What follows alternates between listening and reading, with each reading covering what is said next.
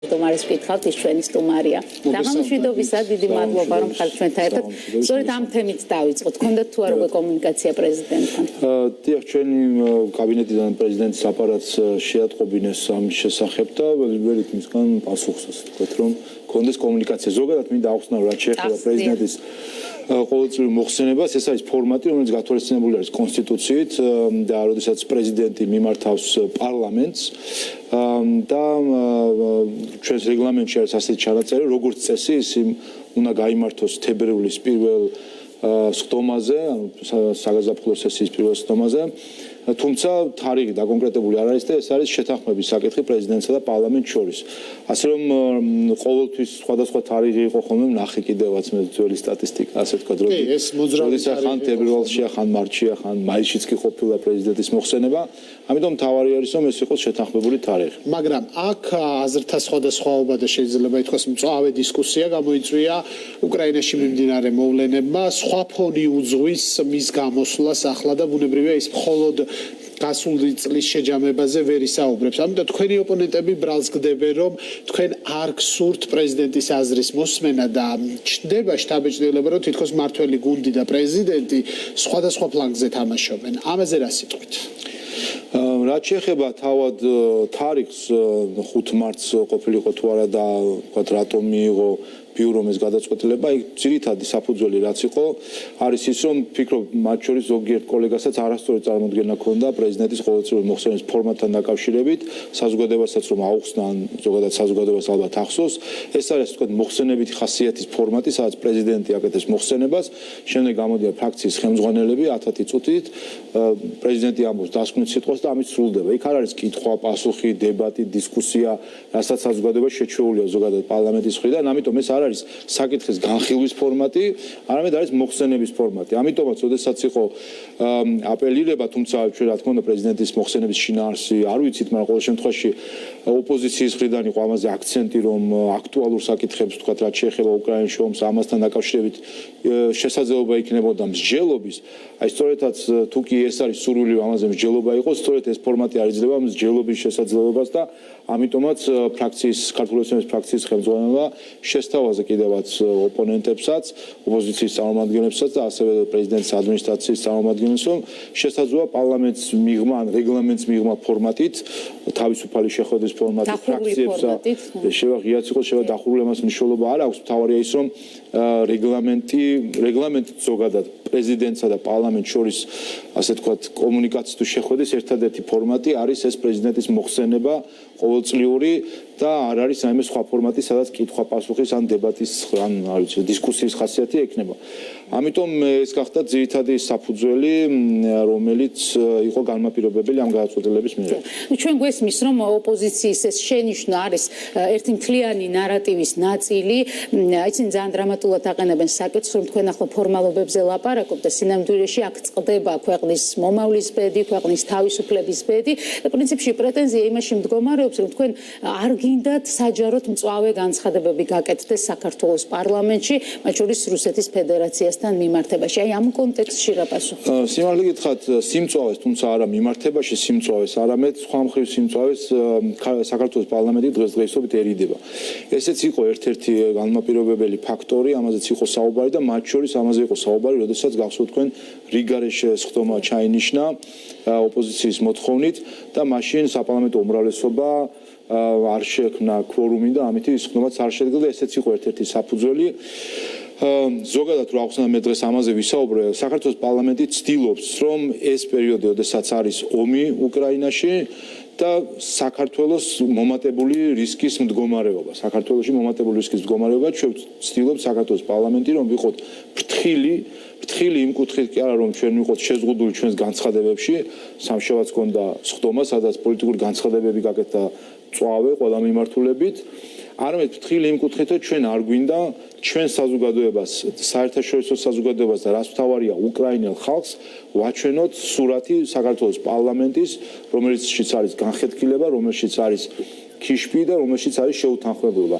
ეს ეწინააღმდეგება როგორც ჩვენს უსაფრთხოების ინტერესებს დღესდღეობით, ვინაიდან მომენტებული უსაფრთხოების რისკები იმას გულისხმობს, რომ მოსალოდნელია ნებისმიერი პროვოკაცია, ნებისმიერი მიზეზი, რისგანაც შეიძლება ამ ნაპირისგან იფეთქოს ცეცხლმა. ამიტომ თქვენ ელოდებით ამ სურათს, რომ დაუშვათ პრეზიდენტის გამოსვლის დროს შეიძლება ასეთი რამ მოხდეს? ჩვენ ხედავთ, რომ სამწუხაროდ ის უნდობლობის ასე ვთქვათ ატმოსფერო რაც უფევს პარლამენტში პარტიებს შორის, ეს ყოველ ჯერზე, როდესაც მიდის მწვავე დისკუსია, გადადის გადაჭარბებულ ემოციებში და აქედან გამომდინარე მათ შორის შეიძლება პროვოკაციებიც იყოს. აქ მეორე ნაწილიც არის, რა თქმა უნდა, რაზეც ჩვენ საუბრობთ კიდევაც, ჩვენ ხედავთ ტენდენციას საქართველოს ცდილობისა, რომ საქართველოს ასევე ჩათრეულ იქნას კონფლიქტში. და ეს ტენდენცია სხვადასხვა მხრივ არის, მათ შორის ეს არის მხრიდან უფრო რო დავაკონკრეტოთ, ესეც არის ოპოზიციის ნაწილი, გარკვეული ჯგუფები ქვეყნის შიგნით, რასაც ვაკვირდებით, არის გარედანაც რასაც ჩვენ ხედავთ ახლა ის ხალხი ან ჯგუფები, რომლებიც ცდილობენ პირველი აგორებული არის დისკრედიტაციის კამპანია ხელისუფლების კონსტიტუციური ორგანოების წინააღმდეგ, განსაკუთრებით ეს შეეხება მთავრობას, პრემიერ-მინისტრს, მაგრამ პარლამენტსაც, პირდაპირ დისკრედიტაციის კამპანია. ერთი, მეორე ჩვენ ხედავთ ცდილობებს, რომ იყოს პროვოკაციები მოწყობილი, მათ შორის მოხალისე მებრძოლების გაგზავნის, ასე ვთქვათ, მთელი აქცია, რომელიც იყო მოწყობილი, რომ საქართველოს ხელისუფლება ყოფილიყო ჩართული ამის ორგანიზებაში, რაც იქნებოდა პირდაპირ, ასე ვთქვათ, ნიშანი, რომ საქართველოს ხელისუფლება ერევა სამხედრო კონფლიქტში და ასევე სხვა სახის მცირე თუ დიდი პროვოკაციები, რომელიც სწორედ ამ დაძაბულობის ფონს ქმნის. ამიტომ საქართველოს პარლამენტი მათ შორის ამ გადაწყვეტილებაშიც ერთ-ერთი мотиваცია იყო ის, რომ ჩვენ ვართ ფრთხილი, რომ არ შექმნათ არანაირი საბაბი ან მივცეთ შესაძლებლობა მათ შორის პარლამენტში მყოფ ზოგიერთ ოპონენტსაც, რომ მოაწყოს ისეთი პროვოკაცია, რომელიც შემდეგ გადაიზრდება მღელვარებაში და გადაიზრდება შემდეგ შეიძლება გამოიწვიოს მათ შორის დესტაბილიზაცია. თუმცა განცხადებების გაკეთებას მათ ვერ აუკრძალოთ, ესეც ფაქტია. შესაბამისად ისინი პარლამენტის ტრიბუნასთან გააკეთებენ თუ პარლამენტს გარეთ არსებითად რა იცვლება. თავისთავად ფორმატი არის, როგორც იცით, ყოველწლიურად მოხსენებისა, სადაც როგორც წესი ეს არის მათ შორის ცერემონიალური ხასიათის ღონისძიება, სადაც დიპლომატიური კორპუსი არის ხოლმე მოწვეული, მთავრობა არის მოწვეული, ასე შემდეგ, სხვადასხვა სახის ფორმატები არსებობს და რა თქმა უნდა, იქ უფრო მეტი, ასე ვთქვათ, არსებობს წამახალისებელი ფაქტორები იმისთვის, რომ პროვოკაციაც იყოს უფრო დიდი. აქედან გამომდინარე კიდევ ერთხელ პარლამენტი ცდილობს, რომ იყოს ფრთხილი ამ კუთხით, რომ არ მისცეს შესაძლებლობა, რომ პარლამენტის შენობა, მათ შორის ხტომათა დარბაზი იყოს პროვოკაციების და, ასე ვთქვათ, გარკვეული ქიშფის ჩვენების დაგაზუსტებინოთ. აი ეს პროვოკაციული მცდელობები, ეს არის ბუნებრივი ემოციები ასეთ მძიმე მომენტში, ეს არის ბუნებრივი პოლიტიკური ოპონირება, იმიტომ შეუძლებელია, რომ სხვადასხვა პოლიტიკური ძალა ერთ აზრზე იყოს. თუ ეს არის მიზანმიმართული გეგმა. რა თქმა უნდა, აქ არის ბუნებრივი სოლიდარობა და აქედან გამომდინარე, რა თქმა უნდა, ემოციებიც, თუმცა აქ განსაკუთრებით მნიშვნელოვანია ხოლმე იმ ადამიანების მოსაზრებების მოსმენა, რომელსაც გარკვეულად არიან აზრის შემქმნელები საზოგადოებაში. მაგალითისთვის რომ ავიღოთ თუნდაც მოხალისე მებრძოლების გაგზავნაში სახელმწიფოს ჩარივის საკითხს. ნახე მე ბევრი ადამიანის განცხადება სოციალურ ქსელში მათ შორის, რომლებიც ძალიან ღიად ხუჭავდნენ თვალებს იმაზე, რომ რა თქმა უნდა ეს აქტი, რომ სახელმწიფო ყოფილიყო ჩარეული ამის ორგანიზებაში, რა თქმა უნდა ეს ნიშნავს ჩარევას კონფლიქტში და ასე იქნებოდა აღქმული და ამის მიჩუმათება, ამაზე არ გამახვილება ყურადღების და იქით წარმოჩენა, რომ რას ქვია სოლიდარობის აქტი არის და რატომ არ უნდა მისცეს შესაძლებლობა სახელმწიფომ ან რატო არ უნდა იყოს თავად ორგანიზატორი ასეთი აქტის, რომ მებრძოლები გაუშვას ბრძოლის ველზე. რა თქმა უნდა ეს პირდაპირ იქნებოდა აღქმული როგორც ჩარევა. იგივე როცა ვსაუბრობთ, თქვენს გქონდათ ეს ამაზე საუბარი დღეს ბრიფინგი გაიმართა საქართველოში მყოფ რუს მოქალაქეების მიმართ დამოკიდებულებაზე. აქაც სამწუხაროდ ჩვენ არჩევნების დროს საუბრობდით, რომ სამწუხაროდ სამოქალაქო ჯგუფები, ორგანიზაციები, რომლებიც როგორც წესი და მთავარი ამოცანა მათი არის სხვადასხვა უფლებების დაცვა, მათ შორის დეზინფორმაციის წინააღმდეგ ბრძოლა, ასეთ კრიტიკულ მომენტებში არიან ჩუმად ხოლმე. და ჩვენ ნახეთ, რომ გუშინ დღეს გუშინ წინ აგორებული კამპანია არის საქართველოში მყოფ რუს მოქალაქეების მიმართ. სხვა შორის ეხლა ცდილობაა თითქოს მხოლოდ ვიზებზეა საუბარი, არადა შინაარსში ეს და ნახეთ ჩვენ ზოგიერთი კომპანიის სამწუხარო კამპანია, რომ ისინი არ მოემსახურებიან რუსეთის მოქალაქეებს. დიახ, და არ მინდა რომ დავკონკრეტდე, მაგრამ ეს ჩემი აზრით არის ქსენოფობიის გამოვლენა, რაც არის ძალიან სახიფათო. ეს დაყრდნობა ყველაფერს თავიდან რომ ეს ეწინააღმდეგება ჩვენს კანონს, ანტიდისკრიმინაციული კანონი, რომელსაც ქართული ოცნება 2014 წელს მიიღო, ის არ უშვებს დისკრიმინაციას არანაირი ნიშნით, მათ შორის არც ეთნიკური თუ მოქალაქეობის ნიშნით. მოდი მღელვარების საკითხს ისევ დაუბრუნდეთ, რაც სოციალებში ვნახულობთ ჩვენ.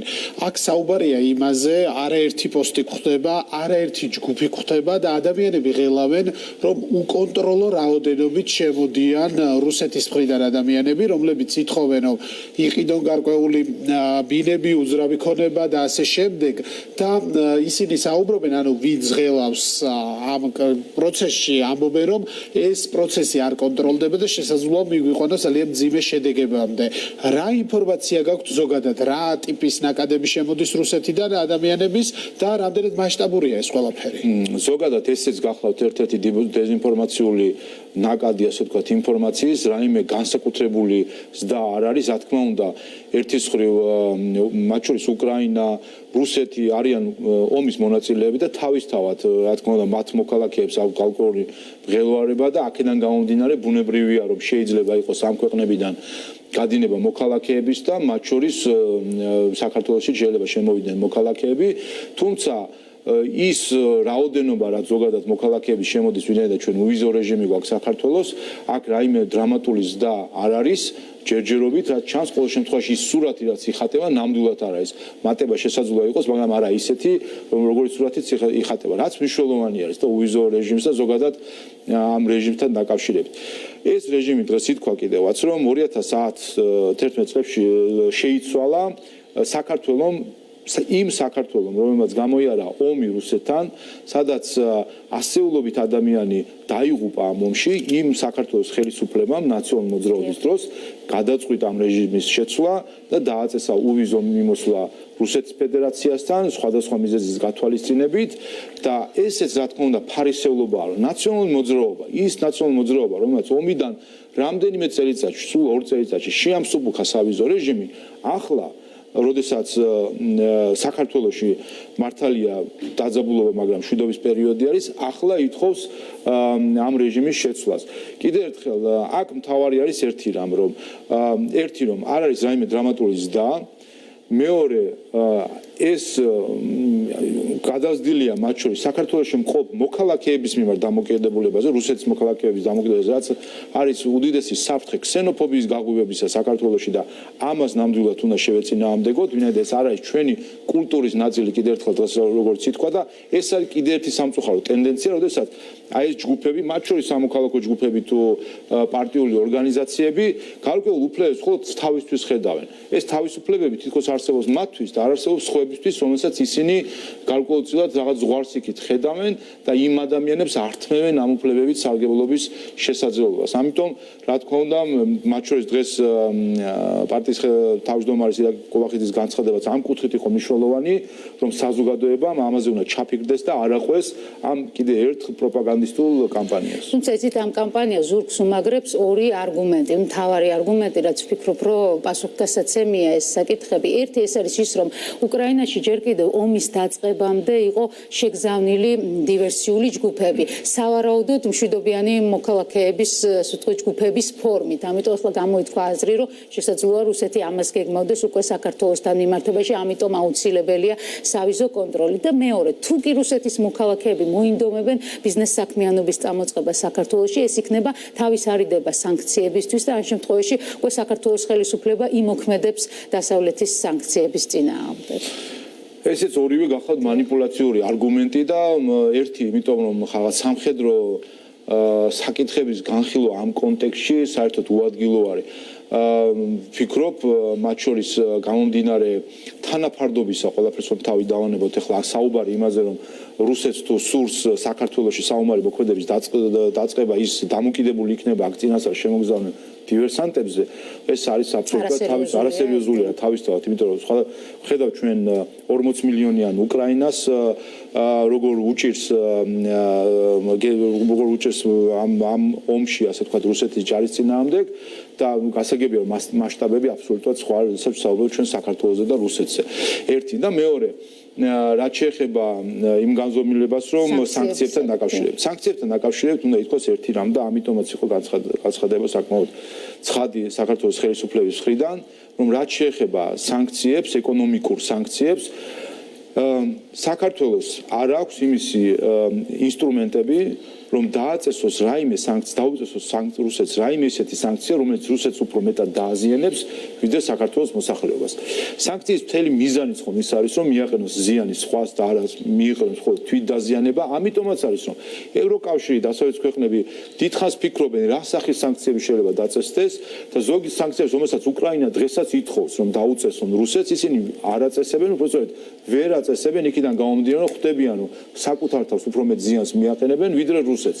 აქედან გამომდინარე, საქართველოს რა თქმა უნდა კიდევ უფრო მცირე შესაძლებლობა აქვს და სწორედ ამიტომაც ითქვა, რომ საქართველოს ხელისუფლება გვერდში უდგას უკრაინას, მაგრამ უდგას სხვა ინსტრუმენტებით და არა სანქციების ინსტრუმენტებით, რომელსაც არანაირი გავლენა არ ექნება, გარდა იმისა, რომ დაზიანდება საქართველოს მოსახლეობა და დაზიანებული საქართველოს მოსახლეობა შემდეგ, რა თქმა უნდა, უკვე ვერანაირ სოლიდარობას ვეღარ გამოუცხადებს უკრაინას. ანუ ქვეყანა თუ დასუსტდა, შემდეგ უკვე ჩვენ პოლიტიკურ ხარდაჭერასაც არ ექნება ის ფასი და აქ მინდა ერთ ხაზი გავუსვა ერთ საკითხს.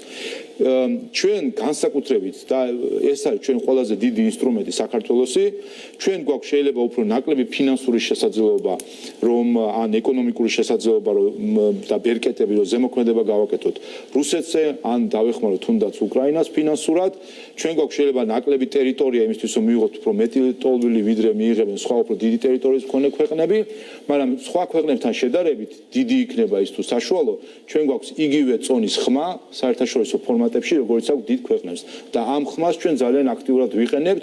გუშინ წინ გაერომ მიიღო რეზოლუცია, რომლის თანაავტორი იყო საქართველოს. დღესაც საქართველოს პარლამენტის ევროინტეგრაციის კომიტეტის თავმჯდომარე მაკა ბოჭორიშვილი იმყოფება პარიზში, სადაც იმართება ევროკავშირის წევრი ქვეყნების პარლამენტების, ევროპის საქმეთა კომიტეტების თავმჯდომარეების სხდომა, სადაც მონაწილეობას იღებს ჩვენი პარლამენტი და სადაც ასევე მიღებული იქნება განცხადება, რომელსაც ასევე შეუერთებით. აი იქ ნამდვილად ჩვენ გვაქვს თანაბარი წონა, ჩვენ ხმას აქვს თანაბარი წონა და ამას ჩვენ ვიყენებთ ძალიან აქტიურად.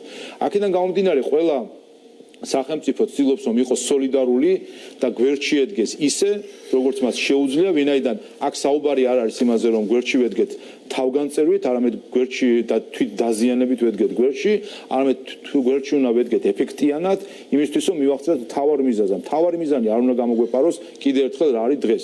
მთავარი მიზანი დღეს უკრაინაში არის ომის შეჩერება. ეს არის ყველაზე მთავარი მიზანი, რომ შევაჩეროთ ომის საზოგადოებამ, საერთაშორისო საზოგადოებამ შეძლოს ომის შეჩერება. მთავარი კითხვა, რომელიც ამ საკითხს ეხება, შესაბამისად და ამ მოვლენების აცილებას გულისხმობს, ანუ როდესაც ჩვენ საუბრობთ, რომ დაუბრუნდეთ კანონს ეთნიკური ნიშნით დისკრიმინაციაზე, რაც მეტნაკლებად, როგორც მართველი გუნდის წარმომადგენლები ამბობთ, იქნება რისკებისგან ერთგვარი დაზღვევა. ისაუბრეთ უფრო კონკრეტულად რა ტიპის გამკაცრებაზეა საუბარი? არამედ ჯერჯერობით რამე კონკრეტიკა არ ქონია, მაგრამ ყოველ შემთხვევაში საქმე არის ის, რომ საზოგადოებამ, თავად საზოგადოებამ არ უნდა დაუშვას, რომ ამაზე მსჯელობა ასეთ დონეზე გაიშალოს.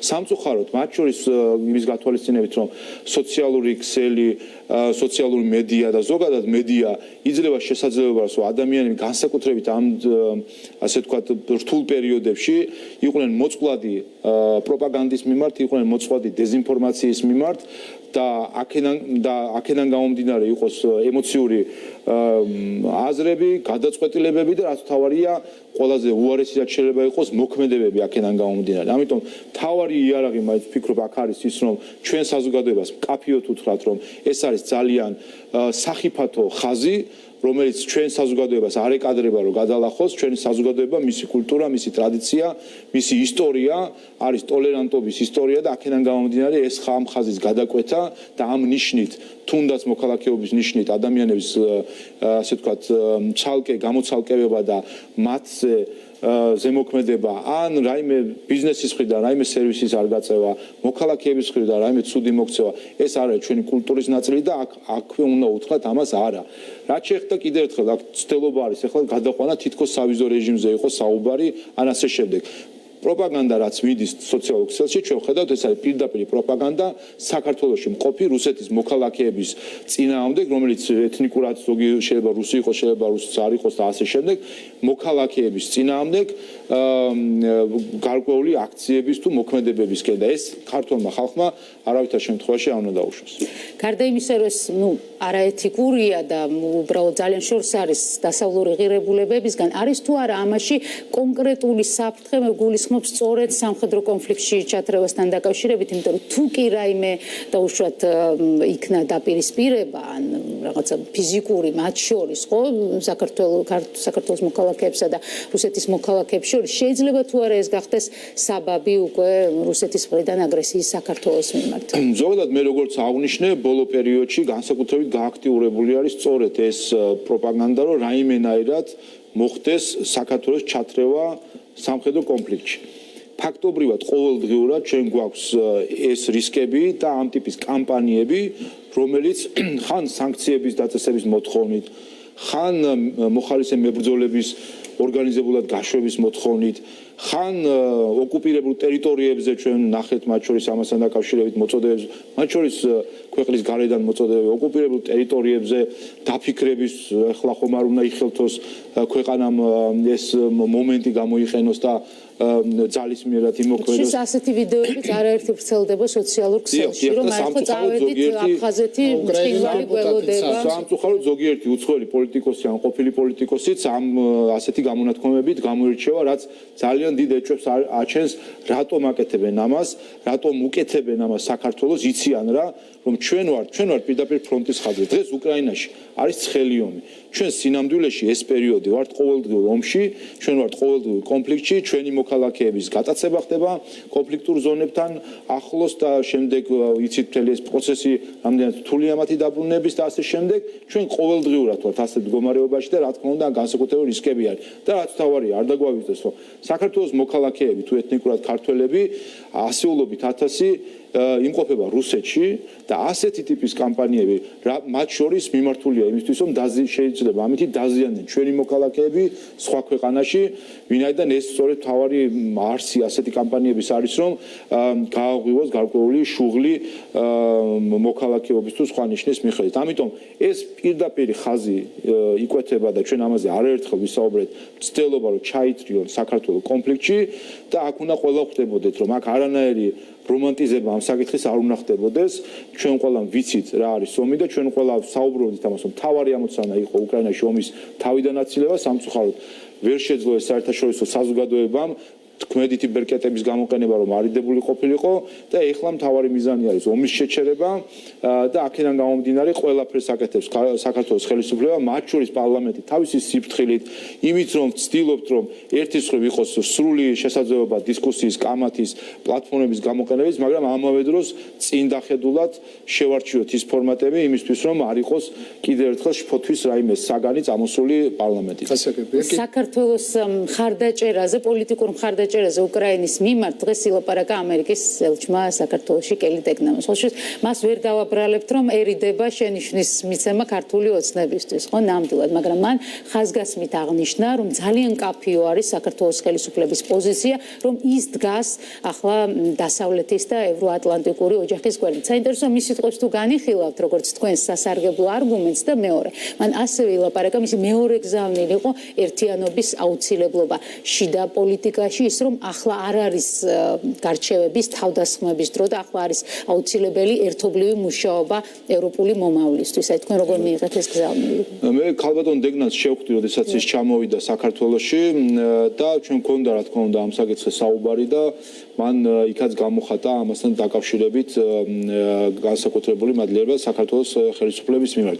კიდევ ერთხელ და ეს არის სამწუხარო რომ ყველა ხვდება რომ თუ კი საუბრობთ უკრაინის მიმართ სოლიდარობაზე და მხარდაჭერაზე და დახმარებაზე არის რამდენიმე ინსტრუმენტი. ერთი ეს არის როგორც მოგახსენეთ მტკიცე პოლიტიკური მხარდაჭერა საერთაშორისო პლატფორმებზე და ამაში საქართველოს არის ძალიან აქტიური და ქმედითი ყველა პლატფორმაზე გაერო ევროსაბჭო ეუთო ყველა პლატფორმის გამოყენება ხდება მეორე ეს არის ჰუმანურობა და ჰუმანიტარული დახმარება რაც გულისხმობს იმას რომ საქართველოს ხელისუფლება ზრუნავს უკრაინის მოქალაქეებზე რომლებიც იმყოფებიან საქართველოში მათ განთავსებაზე და მათთვის კომფორტის შექმნაზე ასევე ზრუნავს იმაზე გამოთქვამს მზადყოფნა რომ მიიღოს სტოლურები უკრაინიდან გააგზავნა ჰუმანიტარული დახმარება და მზად არის ყველა საჭირო შესაძლებლობებიდან გამომდინარე ჰუმანიტარული დახმარება გასწიოს და ამ მექანიზმებს ყველაფერს იყენებს საქართველოს ხელისუფლება. ამიტომ აი ამის დამცირება ისევ სამწუხაროდ ზოგიერთი პოლიტიკური ორგანიზაციის მხრიდან იმ ფონზე, როდესაც სხვები ამას ძალიან კარგად ხედავენ, რომ საქართველოს სწორედ იმ ინსტრუმენტებს იყენებს, რომელიც განსაკუთრებით ეფექტიანი იქნებოდა მისი მხრიდან და შეიძლება არ იყენებს იმ ინსტრუმენტებს, თუნდაც როცა ვსაუბრობთ სანქციებზე ან სამხედრო დახმარებაზე, რაც ზოგიერთი ევროპული ქვეყანა იცით რომ იყენებს, ეს ორი ინსტრუმენტი, ამაზე საქართველოს ხელისუფლებამ თქვა ძალიან კაფიოდ პასუხი ამასთან დაკავშირებით, ეს დააზიანებს საქართველოს და ეს ჩართავს საქართველოს კონფლიქტში. ჩვენ ვართ კონფლიქტის ტერიტორია თავად, ოკუპირებული ზონიდან გამომდინარე, აქედან გამომდინარე ჩვენ რა თქმა უნდა სხვა ინსტრუმენტებით მოქმედებს. ჩის გზავნილები თქვენ ახსენეთ რომ შეხვდით მას, რა იყო ის ახალი ჩამოსულია ვაშინგტონიდან და ემთხვევა იმ პერიოდს, როცა უკრაინაში ომი დაიწყო, საინტერესოა რისი თქმა შეგიძლიათ მის გზავნილებზე. ეს ძირითადად რაც დღეს ისაუბრა ეს იყო ჩვენი განხილვის საგანი მათ შორის და იმ საკითხსაც შევეხებით თქვენ მეორე ნაწილს ამაზეც გქონდა საუბარი თქვა ერთიანობაზე თუ თანხმობაზე ეს მოცემულობა რა თქმა უნდა ახალი არ არის და პოლარიზაცია ჩვენს ქვეყანაში ამას ეს სიტუაცია სამწუხაროდ ვერ ცვლის და მე დღესაც თქვი ბიუროს ხტომაზე ეხლა მნიშვნელოვანი არის ერთიანობა თუმცა ერთიანობისთვის არსებობს ორი გზა ერთი გზა ეს არის თანხმობა, შეთანხმება და მე ვშიშობ რომ სამწუხაროდ ეხლა შეიძლება არ იყოს ის მომენტი სამწუხაროდ რასაც ვაკვირდებით, სადაც პოლიტიკური ძალები შეძლებენ შეთანხმებას. მეორე გზა ეს არის კონსოლიდაცია სახელმწიფოს კონსტიტუციური ორგანოების ირგვლივ. და დღეს და უნდა მივანდოთ ჩვენ მთელი საკითხი დემოკრატიას და დემოკრატია ჩვენ გვეუბნება რომ ჩვენ გვყავს არჩეული პარლამენტი, ჩვენ გვყავს არჩეული მთავრობა და უნდა მოხდეს კონსოლიდირება სწორედ აი ამ კონსტიტუციური ორგანოების გარშემო და როცა შეეხება უკვე ქმედებებს ქვეყნისას, იქნება ეს ქვეყნის შიგნით თუ ქვეყნის გარეთ, ეს არის მთავრობის პრეროგატივა რომ განახორციელოს შიდა თუ გარე პოლიტიკა, ამიტომ ყველა ძალა რაც არ უნდა არ ეთანხმებოდეს მათ შორის ჩვენი ოპონენტები, ვფიქრობ რომ სწორედ ამ ინტერესიდან გამომდინარე უნდა კონსოლიდირდეს საქართველოს პარლამენტის თუ საქართველოს მთავრობის გარშემო. ვინაიდან დღეს საჭირო არის მხარდაჭერა და ამაზე იყო საუბარი 2008 წელს როცა ვიხსენებთ, იქ იყვნენ მკვეთრი ოპონენტები მაშინდელი ხელისუფლების, რომელმაც ომის დროს თქვეს რომ ისინი აცხადებენ მორატორიუმის კრიტიკასთან დაკავშირებით და ისინი კონსოლიდირდებიან საქართველოს ხელისუფლების გარშემო, ვინაიდან ეს არის პერიოდი, როდესაც რომელიც ქვეყანამ ერთად უნდა გადალახოს. ჩვენთან არ არის ცხელი ომი, მაგრამ ჩვენი უსაფრთხოების საკითხები პირდაპირ დაკავშირებული არის უკრაინაში მიმდინარე ომთან, ამიტომ დღეს არის მომენტი, როდესაც ჩემი აზრით პარტიებმა უნდა გამოაცხადონ მორატორიუმი ამასთან დაკავშირებით და უნდა კონსოლიდირდნენ საქართველოს ხელისუფლების და საქართველოს მთავრობის გარშემო. მაგრამ თქვენი ოპონენტები მაგალითად ვერ ახერხებენ იმაზეც კი შეთანხმებას, როგორც არის ევროკავშირთან დაკავშირებული საკითხები, ხო? საქართველოს გააგზავნა განაცხადი, რომ ითხოვს დაჩქარებულ პროცედურებს წევრობისკენ მიმავალ გზაზე. ამ დროს მათი რეაქციები საინტერესოა რომ შეაფასოთ და პლუს დღეს მომისმინეთ მამუკომ დინარაძის სკანდალური განცხადება, რომ 1.5 მილიონი გამოყო კონკრეტულმა პარტიამ ლობისტებზე, რომ საქართველოს არ წაიწიოს წინ ევროკავშირისკენ. ამაზე რას გვეტყვით? უფრო მეტი დეტალი გვინდა. ხო, რამდენიმე რეაქცია ვნახეთ. ხომ ერთი რომ განაცხადს რაც შეეხება ევროკავშირის წევრობაზე, ეს იცით რომ ქართული ოცნების საარჩევნო პროგრამის ნაწილი იყო, რომელსაც რამდენიმე დღით უკანასკნელ თუ შევხედავთ, ჩვენი ოპონენტები ირონიით უყურებდნენ ამ განაცხადის შეტანის შესაძლებლობას და ვნახეთ, რომ პოლიტიკურმა კონტექსტმა გახადა შესაძლებელი, რომ უკრაინასთან ერთად მოლდოვას და ჩვენც შეგვეტანა ეს განაცხადი, რა თქმა უნდა, ევროკავშირმა ეს საკითხი უნდა განიხილოს და ნახოთ რა გადაწყვეტილებას მიიღებს, მაგრამ თავად ეს შესაძლებლობა რომ გახდა და სერიოზულად აღიქმება უკვე რა თქმა უნდა მნიშვნელოვანია. ნახეთ რეაქციები ოპონენტების ნაწილი ცდილობს რომ ეს მიიწიეროს საკუთარ თავზე, ესეც არ არის პრობლემა და რა თქმა უნდა ეს არის მთლიანად ხალხის და დამსახურება და მათ შორის იმის რომ 2014 წლიდან მოყოლებული ასოცირების შეთანხმების ხელმოწერიდან მოყოლებული საქართველოს ხელისუფლება ძალიან თანმიმდევრული არის ამ კუთხით. რაც შეეხება მეორე ნაწილს, ეს არის დისკრედიტაცია პირდაპირ, რაც ნახეთ ტალღა ამ განაცხადის დისკრედიტირებისა, მათ შორის ნახეთ განცხადებები, სადაც არის მიბმა ასოცირების თქვათ კანდიდატის წევრობისა, რომ თუ კი გვინდა რომ მივიღოთ კანდიდატის სტატუსი, უნდა შეუერთდეთ სანქციებს, უნდა ვიყოთ ისეთივე ჩართული სამხედრო თვალსაზრისით თუ დახმარების თვალსაზრისით, როგორც ჩართული არიან სხვა ქვეყნები. დღეს სხვათა შორის რაღაც პირობები დადგეს ჩვენს წინაშე. რაც აბსოლუტურად გაუგებარი იყო ჩემთვის, დღეს ნახე არასამთავრობო ორგანიზაციების ერთობლივი განცხადება, რომელიც ისინი მიმართავენ მსოფლიოს ყველა მთავრობას, ქართული არასამთავრობო ორგანიზაციების იყვნენ მათ შორის და მათ შორის საქართველოს მთავრობას, რომ გაუწიოს სამხედრო დახმარება უკრაინას.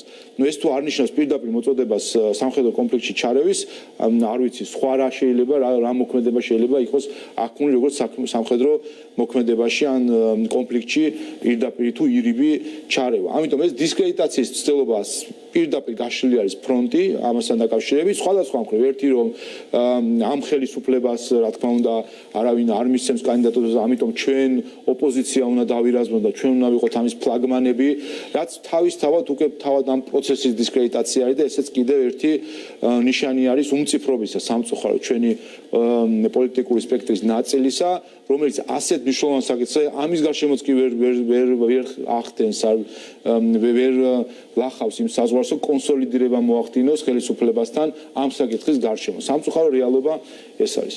პარადოქსული სიტუაცია რომ ევროკავშირი თავად არ გვეყენებს ჩვენ პირობებს და ქართველი პოლიტიკოსები და არასამთავრობო ცდილობენ რომ საქართველოს დამატებითი ვალდებულებები შეძინონ, მაგრამ ეს სხვა თემა. მოდით ვილაპარაკოთ იმაზე, რომ თქვენი ოპონენტების პრეტენზიები ყოველ შემთხვევაში ნაწილი მაინც გაიზიარა უკრაინის ხელისუფლებამ. ხო და დღეს უკრაინის ელჩი საქართველოში არ იმყოფება. ჩვენ ვიცით თქვენი დამოკიდებულება ამ საკითხის მიმართ, ვიცით რომ არანაირი საყვედურის გამოთქმას არ აპირებთ, უბრალოდ საინტერესოა რას აკეთებთ იმისთვის, რომ ამ ეტაპზე მაინც ეს სიტუაცია შეიცვალოს. უპირველეს ყოვლისა ჩვენ რა თქმა უნდა გვესვის სრულად ის მდგომარეობა, რაც არის უკრაინაში და ამას ჩვენ ხედავთ და ამას ჩვენ გვგრძნობთ, რაც თავარი არის, ვინაიდან ეს არის მათ შორის ადამიანური ისტორიები, რომლებიც შესაძლებელი არის სამწუხაროდ თანამედროვე მედია ამის შესაძლებასაც იძლევა რომ ადამიანური ტრაგედიებიც პირდაპირ ნახო და შეიგრძნო. და რა თქმა უნდა გვესმის რთული მდგომარეობა არის უკრაინის ხელისუფლებას ჩვენ ხედავთ რომ ყოველდღურად რა თქმა უნდა პრეტენზიები აქვს ბევრი ქვეყნის მიმართ. განსაკუთრებით ეს პრეტენზიები მათ აქვს დასავლეთის ქვეყნების, ნატოს და ევროკავშირის ქვეყნების მიმართ, ვინაიდან მათ ხელში არის ყველაზე ქმედიდი ინსტრუმენტები რომ შეაჩერონ ეს ომი. თავისთავად შეიძლება იყოს უფრო მეტის მოლოდინი საქართველოს მხრიდან და ეს კონკრეტულ შემთხვევაში შეეხებოდა სწორედ მოხალისე მებრძოლების ორგანიზებულ გაგზავნას და ამასთან დაკავშირებით საქართველოს ხელისუფლებამ თავის პოზიცია დააფიქსირა. ეს იქნებოდა ჩარევა ახმული როგორც ირიბი ჩარევა საქართველოს არ ქონდა ეს პოზიცია, ბრიტანეთს ქონდა შეერთებულ შტატებში. პრეტენზია გამოითქვა საქართველოს მიმართ. ამის მიზეზი აქ არის რა თქმა უნდა ჩვენ ხედავთ იმ გარკვეულ კავშირებს რომელიც არსებობს და მათ შორის ნახეთ ჩვენ დღესაც იყო სურათი ზურაბ ადეიშვილი ერთ-ერთ შეხვედრაზე ის და მე როგორც მოქალაქისთვის რა თქმა უნდა ეს თული სანახავია რომ საქართველოს ყოფილი გენერალური პროკურორი რომელსაც მისჯილი აქვს 6 წელი სხვადასხვა დანაშაულისთვის სხვადასხვა სასჯელი აქვს და მათ შორის კანონიერ ძალაში შესული არის მის წინააღმდეგ განაჩენი 2007 წლის 7 ნოემბერს ყობა დავითაშვილის ცემის მისი სამარშრუტო